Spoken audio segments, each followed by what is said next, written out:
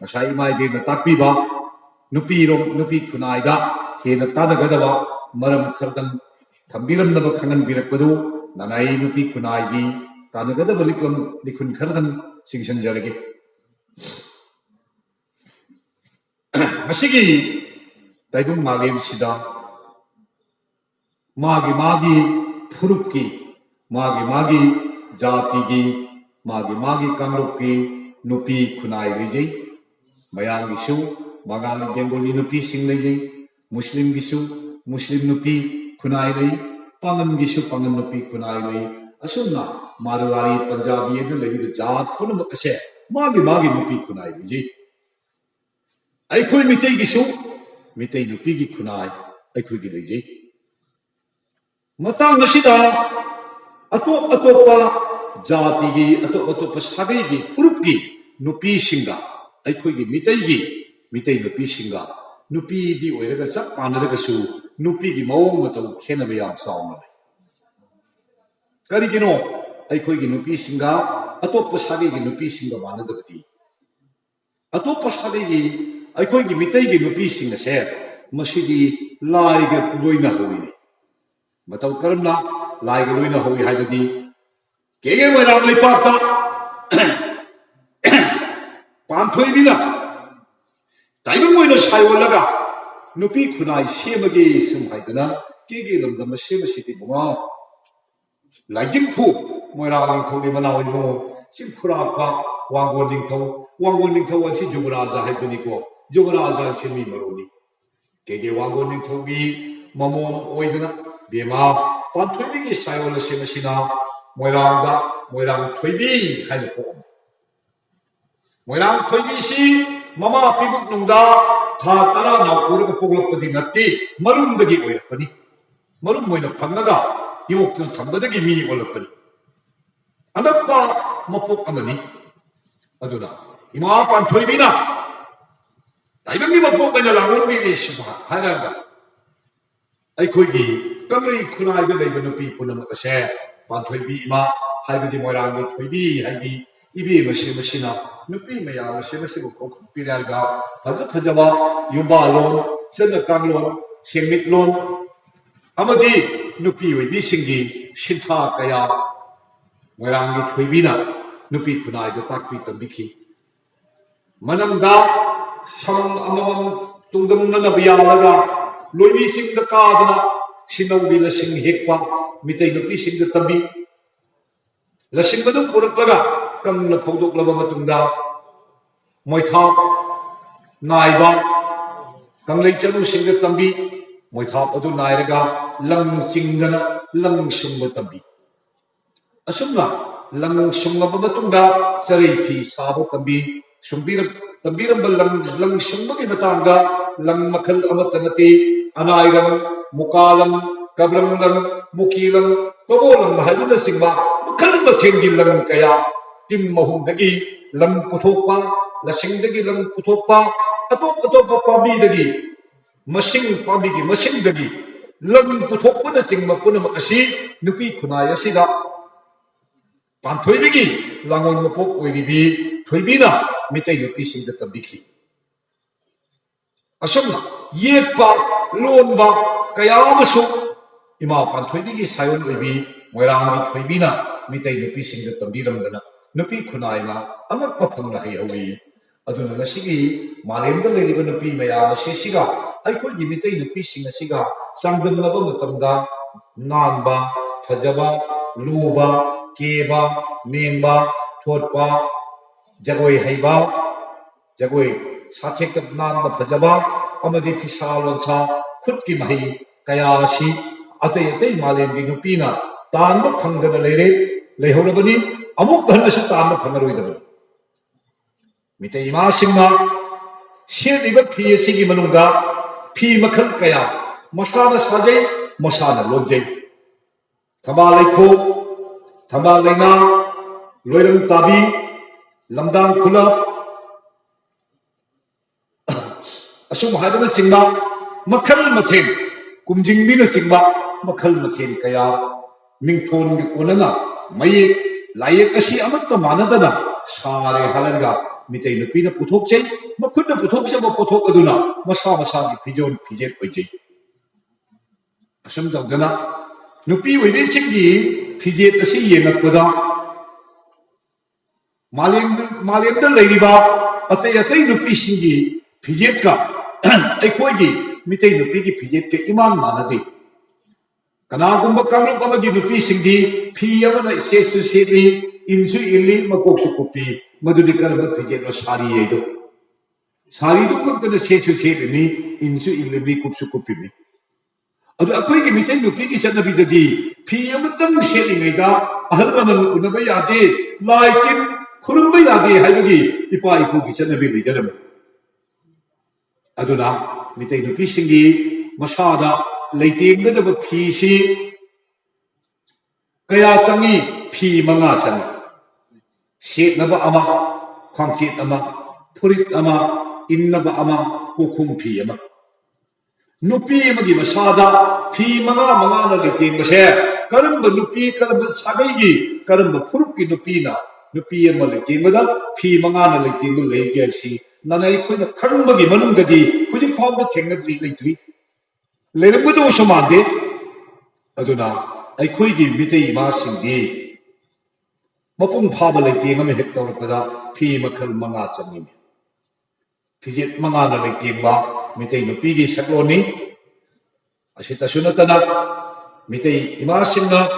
thajagaraba phi asi nanna saraga phira ani thokna saraga mayai da tairaga khongdai setipsina karigino masi chawphattabagi khudamna kari marabina khangdaba singna hai Meitei nupi di chawphattabnina khong mayai da tairaga khongdai seliduni mina setiba medi ga ka tuni nandri yewai mai medi du su darji da taira ina thro khongdai na thro adu mai gi taira du gi di nungdi wahan thok leiti akoi Meitei nupi na khongdai seli sigi di thajagaraba nungdi wahan thok leiji madudi karigino nupi amagi masada nungsiba ani lei karam nungsiba mapuroi ba sagai gi nungsiba amadi mapam sagai gi nungsiba nupi oi bi aduna maitan na wakhai dri phau mapuroi ba sagai gi nungsiba do magi thamoi dagi mut leiti mapam sagai gi nungsiba do magi thamoi dagi mang khiba leiti matam punamakta maikai ani gi nungsiba sina nupi si gi hakchangda naptan lei maram aduna nupi oi bi singna phajaba phirak ani saraga phirak adu ani do mayai da tairaga setiba se phirak namana mapam sagai gi nungsiba phongdo ini phirak namana mapuroi ba sagai gi nungsiba phongdo ini tairi baduna nupi ni maram asi leibagi nupi singna marakta tairaga setise chamna pukse set amanate nungni wahan tho uthom sauna leibani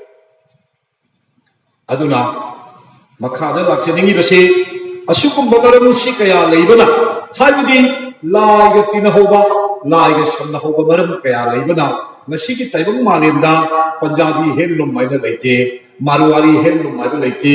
Bengali handloom Deswali handloom Bihari handloom maina leite ni aduna aikoi gi Meitei nupina saba phidi ngasi gi taibang malem ni oibuna tariba mafam khudingda Manipuri handloom haidana Meitei nupi gi khut ki pothok ki phirol mayam asina ngasi gi taibang pala sida chega kaina phawri se karigino aikoi gi Meitei nupi singna lai ga leiminarakpa lai na takpi tambirambadagini punamakta gi pumheni heni base masi phi ta sabagi wafam sunatri jagoi romda mulaksi jagoi de yengabasu ngasi gi Bharat Barshada natna prithibida phawri ba jagoi si karam jagoi no akoi gi Meitei jagoi si moi nadi Manipuri dance haire Manipuri jagoi haire adubu pa haijana sanu makoi gi marunda aikoi de jagoi si yema matamda phawri se Manipuri jagoi Kathakali akoi gi Bharat Naitam jagoi Kathakali jagoi Kathak jagoi Bharat Barshada Malem sida phawri ba jagoi si mari khani sidagi jagoi chama leirabasu afawagi lengda leirisi mari sini haiba Manipuri jagoi Bharat Naitam jagoi Kathakali Kathak aida leiriba jagoi makhal mari se sigi मनुंदा मितई जगोइना खाई मांग लेगा भारत नाइतमना अली सुबनी कथकलीना अहम सुबनी कथकना मरी सुबनी फावरीबा सेनाक कायरिबा जगोइ मरीगी मनुंदा मितई जगोइना मांग लेगी करिगिनो मितई जगोइना मांग लेगिबसे इंबा तप्पा मेंबा नौबा साथेक फथेक नांबा फजबा फजबत मयामना pull-up अखोगी मितई नुपीसिंगी जगोइदा तिल्लगा लेखिबसिना ख्वाइदगी फजरे हाबा भारत नाइतम जगोइना मसाना याना खंगना अखोइदगिदी नखोइगी मणिपुरी जगोइना फजबा नौबा हेली अखोइगी मांगदा मोहे लैयो हाइदना मसाना याना मितई जगोइसे मांगदा पखली अखोइना कानिंग काबा नथि अदुना ngasiगी khunai asida mitai nupisingna lawriba thawdangsi kaya chawkhra taibang malebasida masakta ibasi nupinani phijeta malemda masakta kasi kananta inupinta nipana ai mitai ni haida phijeta kase ai koina takti marumgi nipa kanona sele sidi longpen sele british ki european mataw tammani sutai su hujung na lai ko seliba furit phayo san gai ni inlipsi mitei phi amata nate masi guwahati da sarak khara lucknow rom da saba kolkata rom sa phi nate ne ko se mitei phi yamje aduna mitei Emasingi mitei nupi sing na sechariba injury basi aya bana makhut na sajaba makhut ki photo mitei phi nate aduna mitei ki phije tau ngasi ki taibung malem da ne he हाइगरपदा मितई की फिजे ताकवादे सोमथोरकदोरिसी Kanan सोमथोरकनी मितई नुपीना ताकदोरि assume तौदना नुपी खुनाई असिदा ओंथोमना लुख्रबा थौदांग मयाम अमा पुल्लगा लैख्रबा lining असी कनाना कनगनी नुपी lining पथाबसे कननब होनबदा निपाना नंबनते हैरुकना सेमदा कनाना semi इमाइबी न semi लैखरदम their चोदो निपाम चा अनाम न थीरोय बनु पीतन थीदोरिमी हैराम लैरा खुदोल तमना बहोनलिबा same सारिबा कनानो नुपीनी अदुना Asita सुनतना नोमगी नुमित्ता अयुग यदा अनंबदा इपाई मोलाइनिंग सौ सना महिदा इमाले मरेन सीदबिगी मफमदा मैराम ने कुततना थौनीनी बसी कनानो निपाना ती नुपीननी अहिंगी मतमदा ममा मसे विबी सिंगदुना तामना लेखरबा अमदी नकना लेदिबा मचा मसु मयाम मसी मिगोन थागोनदना लाइनिंग थौई पाई बमो इमाले मरे सीदबी नचा मसु पुनमक थवाई मगा मीगा थार तरक पुइमा इमा नंग थाबो चेन साना कुंबी नंग लेबना नंग कुंबीओ लापना लेबना लापना कुंबीओ इदना लाइनिंग थौ लेबने कादा संजरगा मचा मसु मिगोन थागोनि सिबु निपानि तौग्रनि निपान नते मसी नुपीननी निपामता मिगोन थागोन मसी ननाई कोई जिरीदा मचा मसु सना मही कादा संगम मिगोन थागोन निपान तो लेहौदे कोखाम दसु लेरमदो मांदे अदुना नुपी की हक्सी लाइनिंग लंबी असिदा नुपी की हक असि याम चावी अमु हाइनिंगाई लेते अदुना इमा इबेन सिंह गौरदे लेबसु ओइसनु इमा इंदोन सिंह मा फना हिंदू सचरबसु मचा मसु निगोन थागोन मतमददी श्रीमती बेमा राधिका हे कृष्ण चंद्र भगवान राधा गोविंद बोइबेमा चागी थवाई बंगा मीगा थान तरम बोइबेमा अयुक की कोंथोपियु नुमिदांग वाइगी कोंथाबियु कायदना राधा कृष्णदा मचा मसु निगोन थागोन नुपी सिदी जेलीददी अमत हे लयौदी सोमदसु लेरमने निंदी फना गौर चचर सनमा अइदी गौरनी नोइगे मितैदो पामजदे ककायदो फ्रन फ्रन कन्न लेलिबे नुपीदो मचा मसु मिकोन थागोलक राधा कृष्णदा कोलमोय केसे सना महि लेबरेद कोलिमी अदुना हाइजबय वानी मचिन थोक मखा थोक पंगाय हाइबदु अइखोइना वरौनिनाय से ओइदे कनादा ताय लादा ताय बे पाइ पुगी पौरो म लिजरी लोइसिलक मतमदा करायदे नं ताबोरिसे अंगाम सानबदा अइखोइना तोंग तोंग तोंगरुंबी सक्रिक नाक्रिक चवाइबी वारते खुरंचन मतोल सना सी चौ सा चौ खत खत ओइदो तोंग तोंग तोंगरुंबी अइखोइना मीगिदे तोंगदना हराउदना मतम कया पुंसी लेंजरकदो सक्रिक नाक्रिक चवाई बियदी अदुई थादना अदुगी लागी इरा थौरम अदुगी नमितना अदुगुब लागी नमि अदुगुब नमितना अदुगुब लागी नमि दाइदना था तरा नि कोई पूजा तरा होंदो इरा पूजा द चक्रिक नदना अखोइबो मिकुप याकाब संगंदबा अतोप वखन खन संगंदबा हयेगे कृष्ण जन्मनि मथंग बामोन जन्मनि मथंग राधा जन्मनि मथंग दिवानित्यानि मथंग अदुने सुम चक्रिक नदन लाकसे असिबु करी कवि चक्रिक नाक्रिक चवाई नि कवि थादो तेमु तेमु अदुगु थादो कनी थादो यदि थादो नोमदि सोइदन थादो रखिगनी तेमु तेमु हाइबदि मदु पुनमक्तो वाखलना तेमथोक्तना मांगहन खो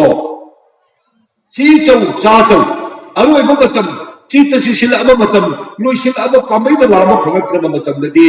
मतुन सना चीचौ सना महि लाइनिंग थवि मोमानि खुत्ता नोम सोइदन तारगनी पारि मोम पुनमक हाइरिनि असुमतुदना पाउरौ सिंग सेसिना अखोइदा लेंदब सुप ओइना थबिरमिबनि मरम अदुना अखोइना मिते इमासिंगी माइकैदा अखोइना पुंगिंग चिंसिनजरी मरमदी लाइनिंग असि हिंगनसी हायबदी मिते नुपि नतन उपाय बिते निपा माइ निपादो मिते की वारी लिबिसु चत्तबा इसै सएदना येंग चत्तबा करित यादबा वांग सु यादबा मा थोपन थोम दुम लेबो अदु माइ निपिदुना इमालाय इपालाय सुब खंगतन नोमदि चत्तना लाइनिंग थोइ पाइबुमोदा इमा लेबरिन सीदबिदा थौनी चंगकपसे नुपीदुना तौरदु यमदुइ निपाने नुतिगी ओनिदना नुपीसिना सुम लाक्सेलकपसे मसेना नुपीदुगी लिचत सजत मानु तौरिबो लाइनिंग लाइसोलदुना सुम लाक्सेलकप मतमदा याद्रे हारिबा निपादो खना मरिन कनबा अखांग कनबसु ओइरसनु कयानि नोमाना खांदोरिबा खांग मगमुत्रब तुंदा मबे मदुगी तुंगिन तुम लादम अदुना नुपी खुनाय हाइबसी यामना लुई लैपाक असिसु नुपी खुनायना कनखिबनी हाइबदी नोचुक लंगी मखा लंगी पैसा पाइब सेंजाव पाइब सिंगा अखोइगे लैबाक असिदा थोकचब चेंथोक थोकथोक अफब चेंग चाक असे मपालोंद पुथोगा मोइरोंदगी मनलबा फोंगेक नरबा उफुल वाफुल तैरबा चेंग अदु मितै लैबाक पिजै इनिंथौ चोरचान मतमदा थोखिबा वाफोंनि मतमसिदा मितै निपासिना करियमत तौजब मंगिदे अदुबु जननेता इराबोकना नुपी ओइबि सिंगी थवाय हापे हरगा मितै नुपी मयामना अंगप लाम हौदना कस्तूरी की मिल यैखाइदना मपालमदा चेंग थाब थिंगना मितै लेपाकु अफब चेंग पिजनब होनगिबदो ममा सकलबी मितै नुपी सिंगदुगी चावख्रब खुदोलनि अदुना अखोइगे लेबाकसी याम सेंगना हारगदी मतम पुनमक्ता नुपी न मंगिम थारग चप्पलमनि साखत थौरांग खंगे अमद खंगे नुपी खुनाय न मंगिम थाब लेपा अदुना असुमतौदना इबाइबे सिंगना मतमदुदा हौज थेंखा अनिरकनी नुपी लान हौखिबा मसिगे ताइबंग मालिदा कावबा यारलोइदबा मोटपा यारलोइदबा मवंगा नुपी लान हाइबा बेहवी कुमजा खुदिंगा लेपाक मियामना नुपी लान निंगसिंग थोरम पंथोइ चही तरे खुंताकदा मितै नुपी सिंगना करी थोंदांग लौघि लेपाक असिगी निपा हाइबा सागै दु लेत्रे नुपी ngantana khunpa lepal hore nipadi chingdaman da thaigo ga mangam tara amu kullama adu chu phom leiba nate lot na huran leibi awagi tam thiraba lammi singna makubakta mana da yaidi ne lenga pugu ya khar pugre hatpu ya khar hatpo ge chen gi ma pheina chen gi mata wasum dong leiba mata masira hira chandra koba ningthogi macha se yamna singba loksin leiba macha ni hira chandra इमाले पाक कंदबे यादी अइगी खोंगमी लागिसी नुपी इमा मयाम सिना ओइरगे नुपी की मतेंग नतनदी इमाले पाक कंदंग मरोई हाइबसी हिरा चंद्रना वखन तौरे हरगा महा Phong लेरगदी अवाग मफत sieve तारेदन अंगाव सारग कुचत चतन फिजे फिगाई शेतन छना कैथेद लागा berry मते का खुंदना मनाद लंगोंगा येप्तन असुम लेरपसी मतम सानक्लबदा वाखन ताबी लौसिंग चाउबी अहल ओइरबी हनुबी अमना मुन्न येगगा अंगांग निपा मचासी अंगावबा मानदेदा माना तौरिबसी करिगुम्बा सकलोलमा लौबा माली हाइमा मितै इमासिना खनबदगी नोमा कोइरौ नुमिति हिराचंद्रबु महाना कौशली बुंगा पारी मानबा सम उला इमा वाम तहंगेदना कौशन बीरकदा हिराचंद्र संशिलक्तुना अहल ओइरबी हनुबीदुगी मांगदा लेपगे इमा करी ताक्पिगदबगे ननाइदा ताक्पिगदबा मरम हाइबियु करी हाइबिनिंबगी हनुबीदुना हाइ बुंगो इमा नंगबु येंबदी मयामदी अनावबने न खलंबे याय हौजिक्ति लमदम मसिद निपा हाइबसि लेत्रबनिनने नंगसे गावरबसु फैरबसु इमा खोइगी फिजिगी लन ओइरिबनि निपामचा अदुग नंग लमफुक लमकोइ लेतना सेंग अमुक्तन हायु नंगसे सेंग नमक अनावबरा नावसुनलिबरा अदुगा कनागी मचानो इमादा अमुक्तन सेंग हायु हाइदना थमोइ सेंग हंगप वहंग सि ताबदा हिराचंद्रना मिरुवनिदा पिरांग मरिक मरिक सिंथनगा अहल ओइरबी मितै नुपीदुबु चिंगि येंगदा इमा अइबु नुसीबिबरा इमाना हनुबी अदुना करी वानोइ बुंगो नंगदी अपोक पैसागुम इमाना नुसीबिबनिने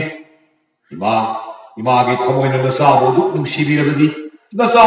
यवा फिगै सेंजरबेको अदुबु नाकुम अनिदि सुहंदी खिनुको इमा नसा लमदम मसिद लेबि यारोइ याइबि थवाइ मांगनी हायु पारी मानबा इमाना नंगु कनगनी इमाना नंगी लमजिंगनी हाइदना ताक्पिरबा मतमदा अई निंथौ मचा हिराचंद्रनी इमा अदुबो अइना फोंगना लेरबदी अवागे मखुत्ता याइबि मांग तारी हाइदना अंगावबि सकलोल लेरगा इमा खोइ ख्वाइदि नरकसिदा कोइ चलगे हिंजरिबनि बि मचाना करिगिदमक नुक्सिरबि मितै इमागी तमुक्ता मतौ करमदौना येक्नबा लमन सिंगुना इमा बिखा पोलबिबु मनिक तंबी इमा वहिरगदगे इमागी खुत्त पुल्लिबा मिना युनिगसि कमदौना कक्कदगे खजबदा तोलबना साना अंगावबि सकलोल लौरगा लेजरिबनि असुम हाइदना अहनतम ओइरबि हनुबिगा हिराचंद्रगा नुंसियवा चिंगोइ पौमेनदना अजिक्कु वारिबु सानखि अहल ओइरबि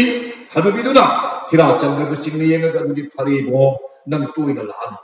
मरक मरक हे हे उनसी इमा कोई मनुंग वाली साखिगे नुपी मया पुंसनबु होदरगे हाइबदा हिराचंद्रना यामना फगनी इमा अदुदी नसागी सगोन तोबा तेगोन चात्रेक लेई अदुनी इमा कोई नुपी मया मसी हाना मुक्तम वखल लौसिंग फाउनदना अपुनबा सकलो नमतंग सागत्तिगो अदुगा लालोम चथरसी हाइदना सिनरमलगा हनुबी असिना संदोक्तना मितै नुपी मयामसी मरी मरी मरी मरी अमदगी अमा अपाव अमदगी अमा तौदना सिक्ना वातानरक्तना नुपी पुनमकसी चही अहु मरी संगना तासन होदकी मतवा सुंदमगना तासन लेखिसनु मतांगदुदा मितै नुपीना लौरम थौदांसी कदाय भौलमबी अवामचा सिंदुना युम्बा मदन लेहौरे अवामचा पुनमंग मितै नुपीबु सराक तमने मतम मसिददी युमान कैदा दमाइसी पनाव सिनाव तानु हाइबु यादे मचा मसु पोकनबा हौरे मतम मदुदा थंगा फरबी इमा मणिपुर इमा बु नुसीबी कंगले इमा गे तमुक्त वाजबी मितै इमा सिंग अदुगी लिंगजेलसी कदाय फाव लेरमी पोकपत गाइरिबा मचा सिंग अदो अवा मचा खंगंदना सीन तारे हाइजलगा मचा सिंगो इसिंग लंथदना नुपाक हायतना लोंगम लंथदना इमा सिंगना पोप मचा से लिसिंग घरदी पोप हाथ खरब करिगिनो अखोई मितै नुपी सिंगदुबु हिंचाबी चंबी नुपीरा मिनुंगसी खंगदबा जाला नत्ती मिनुंगसी खंगे थौजाल हैबी नाकपी हैबी मितै नुपीनी अदु मबुक थोकी मचाबु करम्बा ममाना हाप मंगदगी मचाबु नुंगसीदबा ममाबु गसिगी ताइबम मालिमदा कना लेबगी अंगावबि भाव मचा नुंगसी अदुबो अखोई मितै इमा सिंगदुना करिगिनो अदुगुम्बा अनांग मयामसी लोइना हातखिरचे Sandulay Anang Mayamasi no Yokshan the Tarbadi, Makoi the Saurtuna Amuk, Sada Nava, Sandur Kabadi, Meitei Levagashi, Kabo, the Sana Language and Kibatari. Imanaipa, Kandanabitama, Nuxina Supali, Imom, I could have box of a Punamokse, Hinalisipo, Hanasi and the people of Mokse, Tamoiga Pau, Pomeraga, Wasak Barik Naraga, Awamasa Puna Punamokse, Meitei Imasin the heart keeping. Kaya kan kerba Emasingi gi wasak. Kaya da kan kerba Lingjen no. Minungsi chaurbi ngakpi heladi Emasingana mathanam gi machabu nungsibaga Imalaipak nungsibana heli aigi isa nungsibana karsuna tegana masa singdo hatkrim. Adukki matik Thouna leibi Lingjen leibi aikoi gi Meitei nupi khunai. Matam sumdam gana Matak Kusina, Jahi Karsatabagi Asomda, Kasar Lipata, Gambir Singh Narsing, Musim Manau, Anisu, Puri Kasalam the Nasida, Kasargi, Sandrapur, Haina Kogalam the Maduda, Maharaj, Inito Gambir Singhana, Manipur gave he had Angang the base, Tepa, Manipur Sipai, Lishingama, Shembaho. Ujiksu, Kasar Lamdanda. Inito Gambir Singhana, Sipai Sibat Kibamapadu, Maharaj, Gambir Singha complex, and of the Leoni. Kanama Tayum Kai Tadri, in Honsu Puinade, Ninto Wilam Nene Kibadi. Ado, Lamdo Pamba media with the young lady, Copton Nimba. Some would have been Simina Pokatra Hadna, Kibada Gigashihava, Lamadu the Puntatri. A son of Gana, Ninto Gambir Singha Simana Anina, Asamgi. Officer Singh, British officer agent Singh, Cook Nawari Sanaraga,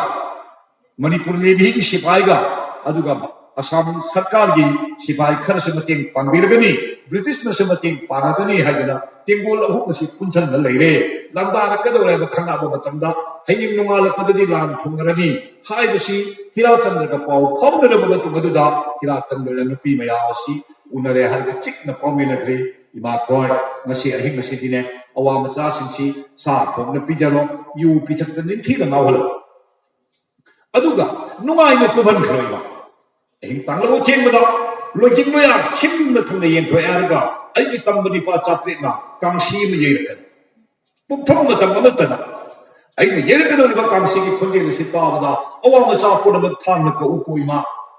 Asum Haidana, Mito Sahira Chandraga, Meitei Nupi Maya Machine the Sigawari, Nareharga, the Him Tanglo Chain Machine Sida, Hira Chandragimanai Sing Sida, Ding, again upon the Tamasida, Meitei Nupi Maya, no mind at Kumrava, Awamasa Mayam, the Tower of the Partnership Pilanga, Taka the hot keeper say, the Him Namada, Awamasa listening Tara Marina. Kayam hot. Thouna Padi, Meitei Janusingi Kutta. Awak Tingo Lishi Tara Mari, Mikupta Tumrim. Asumdam Gana, I could give them the shade. Nika Pomba Tamda, Emasingi, Mina Yobin Katnabuhana the Su, Meitei Emasingi, as over Thouna lady money. Sinta Niva, Thouna, Meitei the piece in the low keep. Lining Patapasi come with the Su, Meitei the piece in the low liver Thouna, Sinta Niva, Sumdam Gana. Meitei Emasingi, Tobimal, Makwiki Honazamalase, Amuk, Saitadu, Loibum Nambanate, Aduna, I could give Meitei Nupisinga, here the high singly Vasiki Maramdi, Ima Pantwebiga, Meitei Nupiga Loinadana, Ima Pantwebina.